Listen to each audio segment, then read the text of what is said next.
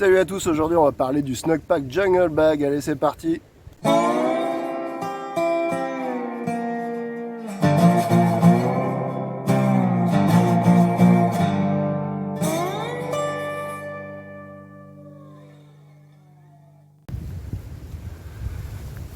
Alors aujourd'hui je profite de faire un petit arrêt sur ma rando et je vais vous parler du Snug Pack Jungle Bag qui est un sac de couchage ultra léger, ultra compact. C'est parti.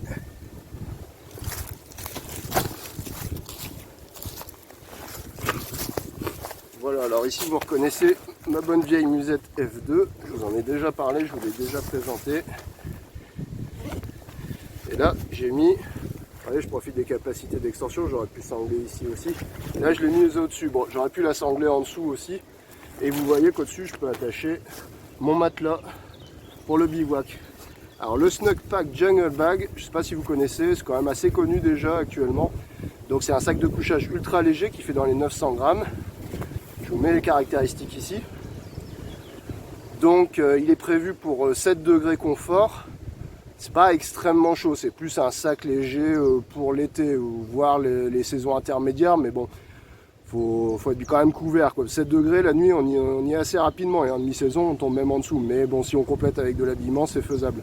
Ou avec un sac bivy aussi, ça va rajouter des degrés.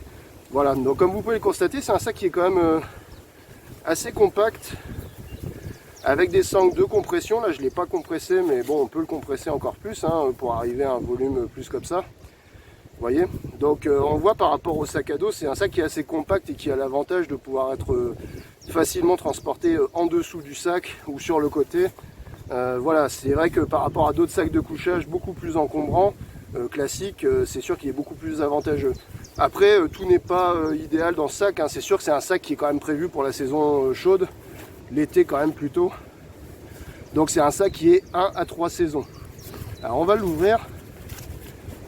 Alors il existe en vert olive et en noir. Bon, moi je l'ai en noir. Alors pourquoi l'avoir pris en noir? Tout simplement parce que quand il est humidifié, si on veut le faire sécher au soleil, forcément le noir capte mieux la chaleur. Donc c'est un sac qui est équipé, là on voit la partie capuche.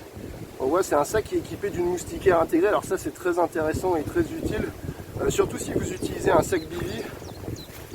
C'est vrai que la moustiquaire n'est pas toujours intégrée. Vous voyez, une fois déployé, on a un sac de couchage comme ça, quoi.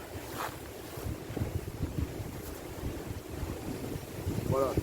Donc c'est un sac qui fait 2,20 m par 80 et qui est assez, somme toute assez classique, quoi. Mais par contre c'est vrai qu'il est léger et compact. Alors ce qu'on peut dire sur ce sac, alors vous voyez déjà le premier aspect avec ce sac, ce qui moi m'interpelle toujours, c'est que c'est vrai que le système de fermeture éclair est quand même assez fin. Je pense qu'il ne faut pas bourriner comme un malade dessus parce que sinon j'aurais peur que ça déraille assez facilement ou que ça casse. On va faire attention à ça. Après voilà, c'est un sac, on voit il est pas, il a un système, il a un rembourrage particulier qui est assez compact, mais du coup c'est vrai que c'est assez fin. Voilà, ça reste un sac assez léger. À l'intérieur vous allez retrouver aussi une petite poche pour mettre vos papiers ou votre lampe de poche, pas chercher après pendant la nuit, donc ça plutôt pratique. Voilà, somme toute on retrouve des fonctions assez classiques sur un sac de couchage. Voilà, ce sac c'est quand même aujourd'hui déjà un grand classique parce que c'est vrai que même si vous allez dormir chez des amis, vous le passez facilement dans le fond d'un sac de ville. On l'oublie en termes de poids, vous voyez, il fait dans les 900 grammes, donc il est peu encombrant, donc c'est vrai qu'on a tendance à l'oublier au fond du sac. C'est assez pratique même pour aller dormir chez des amis, pas forcément uniquement dans un contexte rando. Alors c'est un sac aussi qui peut être très utile dans un contexte, si vous dormez par exemple dans des gîtes pour randonneurs ou dans des abris. Alors, en fait il y a aujourd'hui, notamment en France mais aussi à l'étranger, la prolifération d'un insecte parasite qui s'appelle la punaise de lit. Et la punaise de lit justement fait que souvent dans des gîtes de randonneurs on va vous demander d'avoir vos propres draps ou votre propre sac de couchage. Alors c'est vrai que d'avoir un sac comme ça qui est hyper compact, finalement c'est adapté surtout dans la mesure où vous allez dormir dans un endroit qui est couvert, chauffé, isolé. Voilà, donc le Snug Pack Jungle Bag, vraiment un modèle à connaître qui est pas extrêmement cher, on le trouve autour de 60 €. Voilà, c'est encore une gamme assez raisonnable. Il a un tissu qui est Alors paraît-il résistant aux insectes. Bon, je pense qu'après quelques lavages, on pourra peut-être plus en dire autant, mais voilà, c'est un textile particulier. Alors Snugpak, je ne sais pas si vous connaissez, c'est une marque britannique. Voilà. Allez, je vous dis à très bientôt et je reprends ma rando. Ciao, ciao.